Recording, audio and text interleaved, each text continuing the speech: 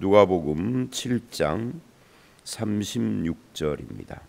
36절부터 마지막 절까지. 이 사건은 유명한 사건이죠. 향유 옥합을 깨뜨린 여자입니다. 성경에는 향유 옥합을 깨뜨린 여자가 이 여자만 나오는 건 아니에요. 적어도 2명 이상, 학자에 따라서는 3이라고도 하고 그러는데 누구와 누구가 동일 인물이냐 아니냐 이런 것도 논의를 하고 해요. 근데 여기에 나오는 이 향유 옥합을 깨뜨린 이 여자는 죄인입니다. 마르다와 마리아 할 때 그 마리아하고는 좀 다른 여자죠. 그래서 이 사건의 전체적인 핵심은 죄인의 친구이신 예수 그리스도를 보여주는 그런 말씀이에요. 그래서 49절을 보면 이가 누구이기에 죄도 사하는가, 이게 핵심 말씀이다라고 할 수가 있겠죠. 이 사건만을 놓고 보면은 그 16절에 하나님이 자기 백성을 돌보셨다 하는 그 말씀이 지금 실제로 이렇게 나타나는 그런 모습이라고 할 수가 있겠고요. 또 34절에 세리와 죄인의 친구로다 하신 말씀이 지금 이렇게 실제 사건으로 드러나고 있는 그런 내용이다라고 할 수가 있습니다. 그래서 이제 바리새인의 초청받은 예수님과 여자 사이, 그리고 바리새인과 예수님 사이에서의 대화를 지금 기록을 하고 있습니다. 바리새인이 예수님을 초청을 했어요. 이게 쉬운 이야기가 아니죠. 바리새인들은 예수님을 굉장히 싫어했으니까 자기 집에 초청을 한다라는 것은 이 바리새인이 예수님에 대해서 상당히 호감을 갖지는 않았을까 하는 생각을 해볼 수가 있습니다. 30절을 보면 어제 말씀에 바리새인은 요한의 세례를 받지 아니하므로 하나님의 뜻을 저버린 자들이다라고 그렇게 말을 하는데 지금 예수님을 초청했다 하는 이야기죠. 그래서 예수님을 섬기고 대접을 하려고 해요. 근데 왜 이렇게 예수를 싫어하는 바리새인이 예수를 초청을 했을까? 아마도 과시를 위해서 한 것은 아닐까? 또 자기 낯을 내기 위하여서 한 것은 아닐까? 사람들을 의식해서 이런 행위를 하는 것은 아닐까? 그런 의심이 좀 들죠. 처음 이 36절만 놓고는 그런 생각을 하기가 어렵지만 전체적인 내용 뒤에 예수님께서 이 바리새인이 시몬입니다. 근데 이 바리새인 시몬이 예수를 초청을 해놓고 한 행동이 나오거든요. 그래서 그걸 볼 때 정말 예수님이 좋아서나 대접을 하려고 했던 것 같지는 않아요. 이제 바리새인의 집에 들어갔습니다. 그런데 그 집에서 어떤 여자가 하나가 등장을 해요. 근데 그 집의 여자가 아니라 동네에 있었던, 그 동네에 있었으니까 바리새인이 여자가 누군지를 잘 알겠죠. 근데 죄를 지은 한 여자가 있어 그래요.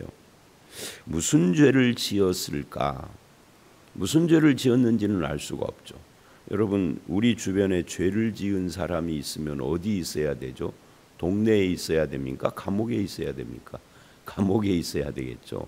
그러니까 감옥에 있지 않고 동네에 있는 걸 보니까 무슨 세상 법을 어긴 그런 죄라기보다는 부도덕한 여자,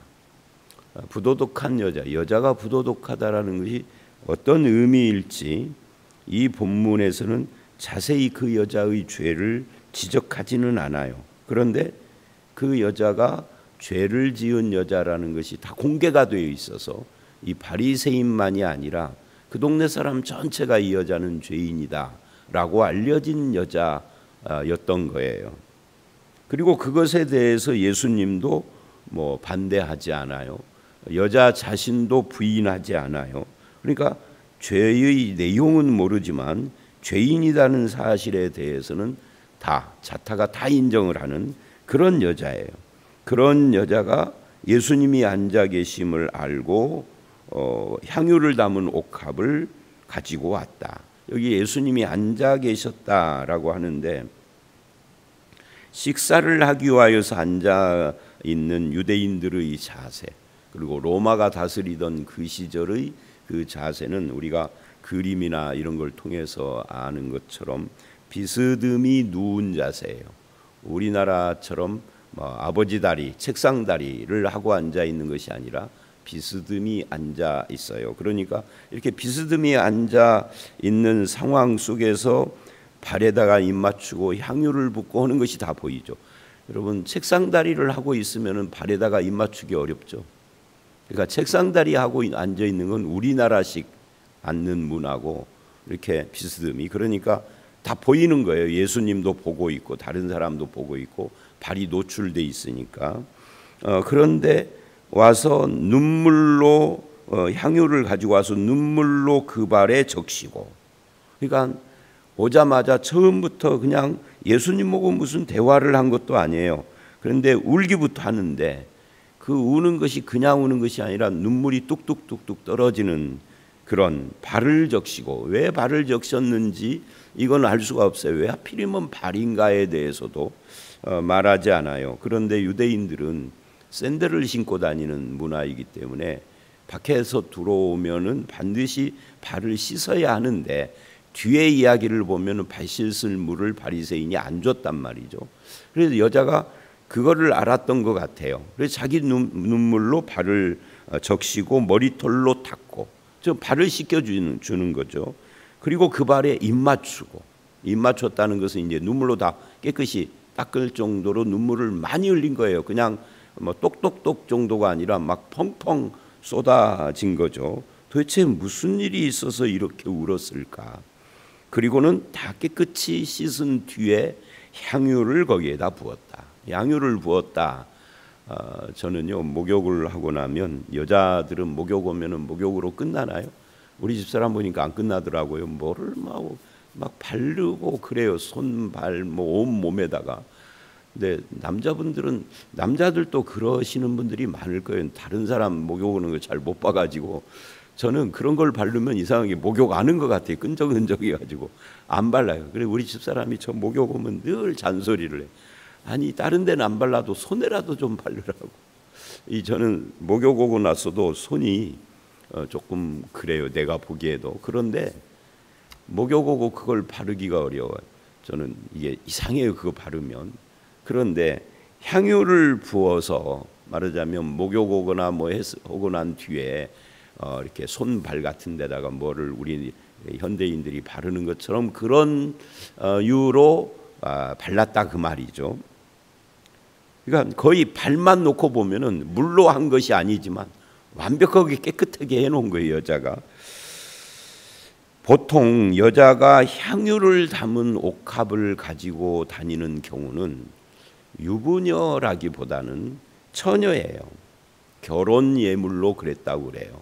그래서 이렇게 목에다가 목걸이처럼, 그러니까 향유 옥합이라는 것이 막 엄청난 큰 도자기 이런 것보다는 목에다 걸고 다니는 정도로 작은 뭔가를 이렇게 갖고 다니는 것인데, 이게 이 향유가 결혼 예물이라든지 또는 결혼 때 쓰려고 하는 값이 좀 나가는 그런 그래서 그거를 이제 예수님께 다 쏟아 부었다는 것은 여자가 예수님을 굉장히 극진히 생각을 했다라고 하는 것을 알 수가 있어요.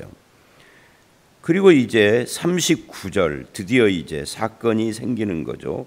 바리새인이 예수를 청한 바리새인이 그것을 보고 우는 것과 눈물 그 머리털과 입 맞추고 향유 붓는 그것을 보고 마음에 생각을 하는 겁니다. 이 사람이 만일 선지자라면 자기를 만지는 이 여자가 누구며 이 여자가 죄인인 줄 알았을 것이다 라고. 그러니까 선지자들은 뭐를 다 아는 사람이라고 지금 그런 생각을 하는 거죠. 그래서 알았을 것이다 그러는 거예요. 그런데 여기서 선지자가 이 여자가 누군 줄 안다라는 이게 중요한 것이 아니라 어떠한 자 곧 죄인, 이게 이제 중요한 거예요. 선지자라면은 죄인을 가까이 안 했을 것이다, 이런 생각을 하는 거죠. 여러분 그런가요? 하여튼 바리새인의 마음의 생각이 그렇다는 거예요. 그러나 성경 어디에도 선지자는 죄인을 가까이 하지 않는다가 아니라 하나님은 선지자들을 죄인들을 위해서 보내주신 거죠. 물론 말씀을 전하라고. 그리고 하나님이 선지자를 보내는 이유는 딱 한 가지예요. 하나님의 백성이 죄에서 돌이켜서 하나님을 바르게 믿고 살기 위해서 보내신 거예요. 그런데 이들은 그런 생각을 하지 않고 있는 거죠. 선지자는 죄인과 어울리지 않는다, 또 이미 신기한 능력으로 알아본다, 뭐 이런 식으로만 생각한 거예요. 그래서 뭐 예를 들면 목사는 죄인들과 어울리면 안 된다, 이런 말하는 것과 비슷한 거죠.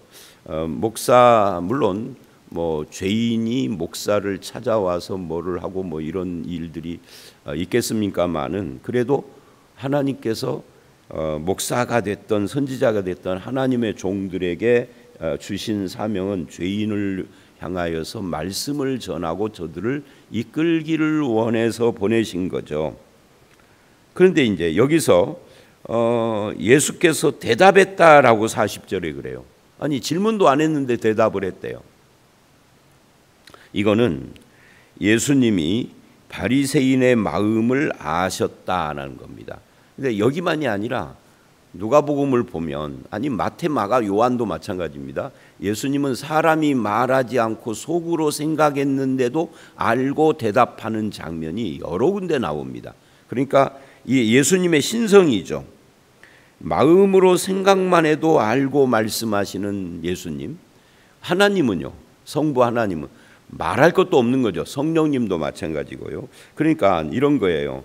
기도도 우리가 입술로 내서 기도하는 기도도 들으시고, 마음으로 생각하며 생각으로 기도해도 주님이 다 아시고 다 아는 거예요. 만약에 말로 하지 않으면 하나님이 모르신다 그러면 하나님이 아닌 거죠. 예수님은 그걸 아셨어요. 결국 사람은 말하는 것이 아니라 말하기 전에 마음에 무슨 생각을 하느냐 할 때 이 생각이 변해야 진짜 변한 거잖아요. 마음이 바뀌어야. 자, 그러면서 예수님이 내게 이룰 말이 있다, 선생님 말씀하소서. 바리새인은 예수님을 랍비 정도로 지금 생각을 한 거예요. 이것도 대단한 거죠. 그리고는 이제 이야기를 합니다. 빚주는 사람에게 빚진 자 둘이 있어. 하나는 500데나리온, 그리고 하나는 50데나리온이다. 여기 500데나리온이라면은 데나리온 하나가 하루 품삯이니까 500데나리온은 약 2년치 품삯이에요. 그러니까 2년치 연봉인 거죠. 연봉이 5천인 사람이라면 1억이고, 1억인 사람, 국회의원이 1년 세비가 1억 6천인가 그런데, 근데 그거는 그냥 본봉만 그러고 각종 다른 것을 합하면 한 2억 된대요. 거기에다가 국회의원 그 보좌진들이 한 명당 한 6명씩 되잖아요. 이 사람들 월급도 다 국가에서 주는 거예요. 그러니까 국회의원 한 사람에게 들어가는 돈이 1년에 상당히 많이 돌아가는데, 그게 300명인 겁니다. 300명 플러스 보좌관 한 5, 6명, 그러니까 어떻게 되나요? 3, 6, 18, 한 1800명 뭐 이렇게 되는 거예요. 내가 갑자기 왜 국회의원 이야기를 하느냐면, 연봉, 이게 도대체 이 500데나리온이 얼마냐 이걸 말하려고. 연봉이 1억인 사람이라면 2억이고 3천인 사람이라면 6천이고 하여튼 그렇다 하는 이야기입니다. 큰 돈이다 하는 이야기예요. 50데나리온은 그것의 10분의 1이죠. 자, 그런데 이 사람들이 갚을 수가 없어, 둘 다. 그래서 탕감을 해줬다. 예수님이 갑자기 이런 이야기를 왜 하는가? 그러니까 예수님은 사람을 바라볼 때 외모를 보는 것이 아니다 그 말이에요. 외모를 보면은 바리새인은 그럴듯한 사람이죠. 여자는 죄인이고요. 누구나 다 아는 공개적인 죄인이에요. 그러니까 누구를 예수님이 편들어 줘야 되느냐면 바리새인 편을 들어줘야 되고, 이 여자는 물리쳐야 한다는 거죠. 정죄해야 한다는 거죠. 그런데 예수님은 이 두 사람 빚진 자를 통해서 뭔가를 말하려고 지금 그러는 거예요. 여기서 빚졌다라는 것을 뒤에 보면은 죄하고 관계가 있는 거예요. 그런데 갚을 것이 없어서 주인이 빚준 사람이 둘 다 탕감해 주었다. 탕감해 주었다라는 말은 죄로 치면은 용서해 주었다 하는 이야기죠. 그리고는 물어요. 누가 그를 더 빚준 자죠, 탕감해 준 자죠, 더 사랑하겠느냐라고. 자, 핵심은 이거예요. 둘 다 탕감받았다는 거예요. 그리고 누가 더 사랑하겠느냐, 이게 핵심입니다. 근데 이것은 우리에게 물어봐도 대답이 뻔한 거예요. 자, 살인죄를 용서받은 사람과 친구, 옆에 있는 친구 연필을 훔친 사람과 둘 다 용서받았어. 누가 더 용서한 사람에게 감사하겠느냐, 더 감사하겠느냐 묻는 거하고 똑같아요. 이건 뭐 질문 자체가 이미 답을 품고 있는 거죠. 그러니까 바리새인 시몬이 이렇게 내 생각에는 많이 탕감받은 자입니다. 아, 네 판단이 옳다. 사함이 많은 자, 많이 탕감받은 자, 죄를 많이 탕감받았다. 많이 탕감이 아니라 적게 받은 자는 죄를 적게 사함받았다. 이런 이야기죠.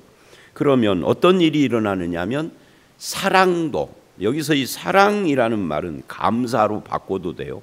감사도 적고 많고 그런다라는 이야기입니다. 그래서 그 대답을 들었어요. 그러니까 사람이요, 이런 걸 보면 어떤 것을 바르게 알고 바르게 대답하고 말한다고 해서 이 사람이 그것을 다 안다라고 말할 수도 없고 그렇게 산다라고도 말할 수 없어요. 바리새인 시몬은 지금 바른 대답을 했어요. 바른 대답을 했지만 그것을 바르게 이해한 건 아니에요. 그리고 또 자기가 그렇게 사는 것도 아니고요. 우리도 마찬가지입니다. 성경을 바르게 안다고 해서 바르게 사는 건 아니에요. 그건 별개의 문제예요. 자, 그러자 여자를 돌아보면서 예수님이 말을 합니다. 이 여자를 보느냐? 내가 내 집에 들어올 때, 이제 바리새인 이야기를 하는 겁니다. 바리새인은 예수님에게 발 씻을 물도 주지 않았어요. 근데 여자는 눈물로 내 발을 씻고, 여자의 눈물과 발 씻을 물을 같은 것이라고 본 거죠. 머리털로 닦았다. 바리새인은 수건도 주지 않았죠. 너는 내게 입맞추지 아니하였지만, 보통 이제 우리나라 사람들은 만나면 악수를 하거나 이러지만, 이제 우리나라가 아닌 다른 나라, 다른 나라도 나라 나름이겠지만 이쪽 서양이나 중동이나 이런 데는 이제 입맞춤, 입과 입을 맞추는 건 아니에요. 뭐 볼에다가 이렇게 직접 볼에다 대는 것도 아니고 입 맞추는 신용 같은 걸 하더라고요. 보니까 이렇게 앉고 양쪽으로. 우리가 TV 같은 데서도 그런 거 보잖아요. 국가 정상을 만났는데 중동 쪽에서 온 사람을 만나면 그렇게 하잖아요. 이렇게 가슴에다 이렇게 오고 이쪽 한번 저쪽 한번. 그러면서 그냥만 하는 게 아니라 그 쪽 소리가 나게 해야 된대요. 뭐 하여튼 그것도 나라마다 민족마다 좀 다르겠지만 그런 걸 말하는 거예요. 환영을 말하는 거겠죠.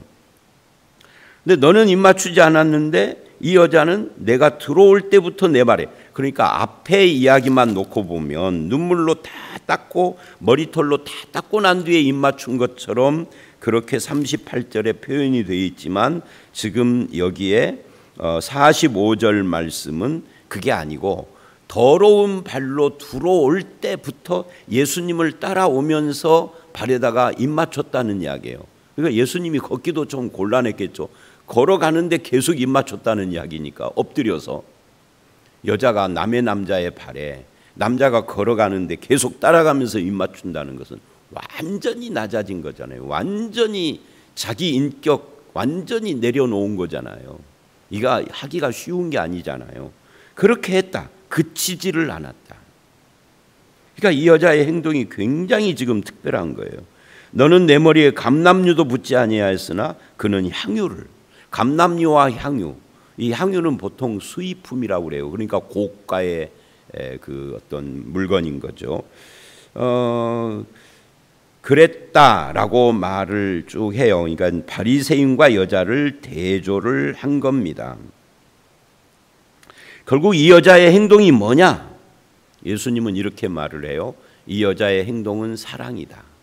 바리새인의 행동은 그것도 역시 사랑인데 한쪽은 있고 없고예요. 바리새인은 사랑이 없고 누구에 대한? 예수님에 대한. 여자는 예수님에 대한 사랑이 있고.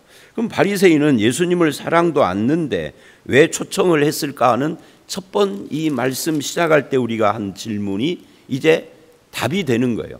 사랑이 없이, 우리로 말하면 이제 감사가 없이, 그리고 정말 좋아하는 마음도 없이 식사를 초대를 한 것은 사실은 사람을 의식하거나 낯을 세우거나 아니면 자기 과시를 위하여서 한 거지 예수님에 대한 마음이 있었던 것은 아니다라는 이야기예요. 이런 경우가 있나요? 우리에게도 있죠, 그런 경우가. 저도 저를 좋아해서 대접을 한 것이 아니라 자기를 과시하려고 대접하는 사람들의 대접을 받은 적이 많아요. 전도사 부목사 때부터 시작을 해가지고, 그래서 밥을 굉장히 비싼 가격에 식사 대접을 하는 그 식사 자리에 처음 시작부터 끝날 때까지 대화를 보면은 이게 자기를 자랑하는 내용이 주 내용이죠. 그러니까 바리새인도 그랬다는 거예요. 그게 사랑의 문제다 하는 거예요. 그러면 이 사랑은 어디서 나오는 것이냐? 감사에서 나오는 사랑이다. 그 감사는 어디서 나오느냐? 죄사함과 관계가 있다. 그게 이제 47절 이야기입니다.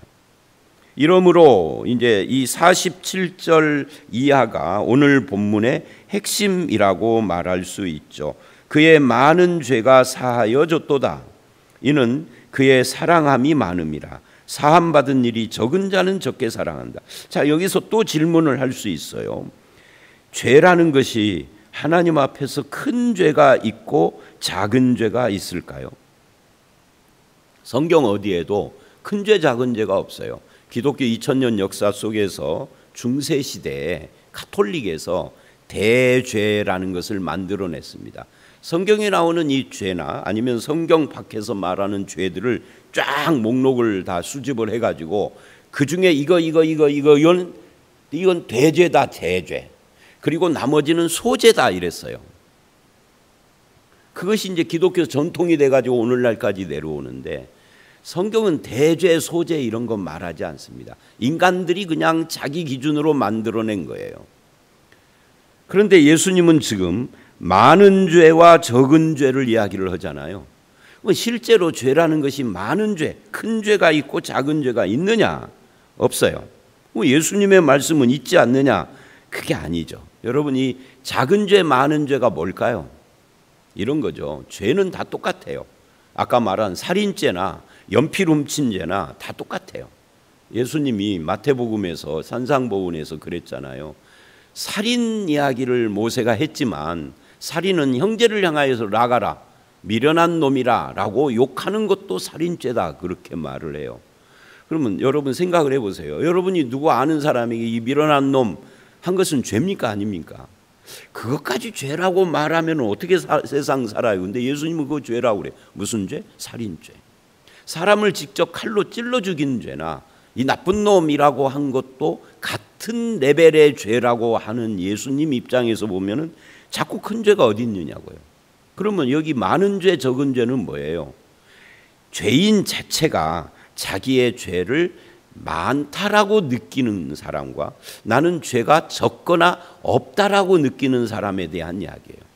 죄가 나는 없다 또는 내 죄는 남들도 다 짓는 죄인데 친구한테 나쁜 놈이라는 소리 한 번은 아는 적이 어디 있어? 나는 그 정도 이외에는 죄를 안 지어서 하는 사람은 예수님에 대한 감사가 있을까요? 없을까요? 없죠. 그래서 누가 예수 믿기가 어려워요? 착한 사람이 예수 믿기가 어려운 거예요. 예수를 잘 믿고 장로, 권사, 목사가 된 사람들은요, 적어도 이거죠. 자기 죄가 크다라고 깨달은 사람이에요. 죄가 많다고 깨달은 사람들이에요. 죄가 적다 또는 없다, 나는 죄 지은 적이 없다 했는데 목사나 장로, 권사까지 된 사람은 이 사람은 종교적으로 위선 떨어서 된 사람들이겠죠. 자, 그래서 자기 죄를 크게 생각을 했는데 누가요? 이 여자가. 왜냐하면 이 여자는 남들도 다 죄인이라고 그래. 그리고 부도덕한 죄를 지었어. 자기도 알아. 그런데 그거를 용서받았어. 누구에게? 예수님에게. 언제 용서받았나요? 언제 용서받았는지 성경이 말하지 않아요. 오늘 여기서 지금 이 말씀에서 받았는지. 근데 읽어보면 여기서 받았다라고 생각하기에 조금 무리가 있어요. 왜냐하면 이 여자는 계속 울며 예수님의 발을 머리로 닦고 향유를 붓고 한 걸 보니까 그 전에 이 죄사함이 이 여자에게 있었을 수도 있어요. 이건 뭐 확실하지가 않습니다. 어쨌든 이 여자는 자기 죄가 큰데 그거를 사함받았다라고 지금 느끼고 깨닫기 때문에 이렇게 사랑하는 거다. 감사하는 거다. 자기 인격을 다 내려놓고 이 상황을 상상해 보면 아까 내가 말한 것처럼 누워 있을 때 와서 그렇게 한 것이 아니라 처음에는 누워 있을 때, 그러니까 누워가 아니라 비스듬히 있을 때 그렇게 한 것처럼 기록이 됐는데 예수님이 들어올 때부터 계속이라고 하신 것을 보니까 그렇지 않고 처음에 이 집에 들어올 때부터, 그러려면 어떻게 해요? 여자가 불불불불 기어가면서 했다는 거잖아요. 남들은 걸어갈 때. 이게 굉장히 수치스러운 상황인데 그것도 아랑곳하지 않았다는 것은 감사가 크다는 거예요. 그래서 이 사랑, 이 감사 사랑이라는 것은 죄 사함 받은 것이 크게 느껴지는 사람이 하는 거다. 그러면 신앙의 헌신은 누가 하는 거예요? 내가 주님께 사랑받고 사함 받은 이것이 크다라고 생각하는 사람이 헌신도 크게 하는 거예요. 헌신만 하나요?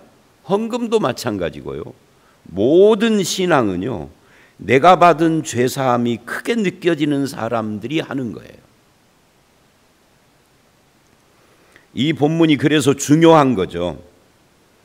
그리고는 예수님이 48절에 이 여자에게 네 죄사함을 받았느니라 라고 선언을 하시는 겁니다.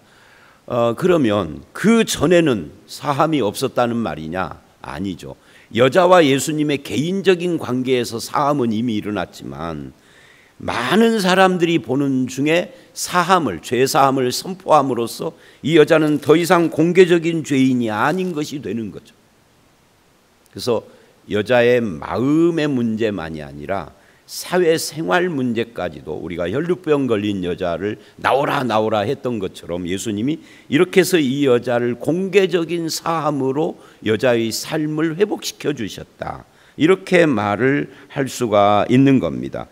개인적으로 죄인이라고 낙인 찍힌 여자가 마치 그 주홍글씨라고 하는 그 소설책에서 나오는 것처럼 주홍글씨가 새겨진 여자인데 나중에 결말을 보면은 도대체 죄인이 누구냐? 그러니까 이 소설의 목표 중에 하나잖아요.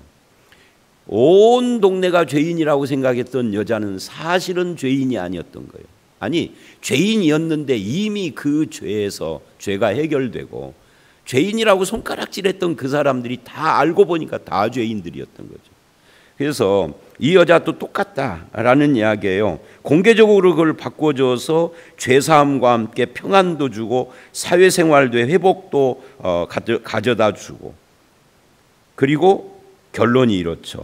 사람들이 이가 누구이기에 죄도 사하는가? 왜냐하면 죄는 하나님만 사할 수 있으니까. 이가 누구이기에? 하나님이다 그 말이에요. 그래서 예수님이 내 믿음이 너를 구원하였으니 평안히 가라. 사함, 구원, 그리고 평안까지 다 아울러서 이게 다 예수님께 대한 감사에서 나온 거다. 여러분, 그래서 우리에게 오늘 말씀의 적용은 뭐예요? 우리의 신앙은 사함 받은 것에 대한 감사에서 나오는 신앙이어야 한다. 아니, 앞에 다 자르고 우리의 신앙은 감사에서 나와야 된다예요. 예수님 사랑에서 나와야 된다는 거예요. 감사와 사랑에서 안 나오는 신앙은 외식이죠. 외식은 뭐예요? 뭘 하더라도, 헌금을 하더라도, 헌신을 하더라도, 예배를 드려도요, 억지로 하는 거죠.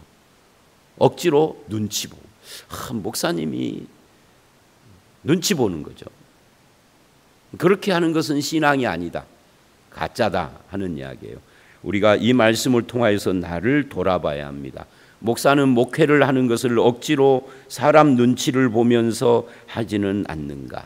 주님에 대한 감사가 있어서 하는가? 주님 사랑으로 하는가? 성도는 성도대로 내가 하는 모든 행위가 누군가의 눈치를 보고 하는 것인가, 억지로 하는 것인가, 감사와 사랑으로 하는 건가, 후자가 되시기를 바랍니다. 그래서 여러분 속에 주님에 대한 사랑, 죄사함에 대한 감사, 이런 것들이 넘쳐서 예배도 되고 기도도 되고 헌신도 되고 하는 그런 신자의 삶을 살아가시는 저와 여러분들이 되시기를 주의 이름으로 축원합니다. 함께 기도하겠습니다. 아버지 하나님, 사함받은 것이 큰 사람은 많이 사랑한다라고 하는 이 말씀 속에서 우리의 신앙이 주님에 대한 감사와 사랑에서 나오는 것이어야 한다라는 것을 다시 한번 새겨봅니다. 우리의 모든 것이 사람의 눈치를 보고 억지로 하고 위선으로 하는 것이 아니라 감사해서 하고 사랑해서 하고 기쁨으로 하는 그런 신앙이 되게 하여 주시며, 신앙생활의 전반에 있어서 우리가 사회에서 활동을 하거나 가정생활을 할 때에도 그런 마음이 변하지 않도록 우리를 붙들어 주시옵소서. 주님께는 영광이요 우리에게는 감사가 늘 넘치는, 그래서 평안한 삶을 살아가는 우리 모두가 되기를 간절히 소원하오며 예수님 이름으로 기도드렸사옵나이다. 아멘.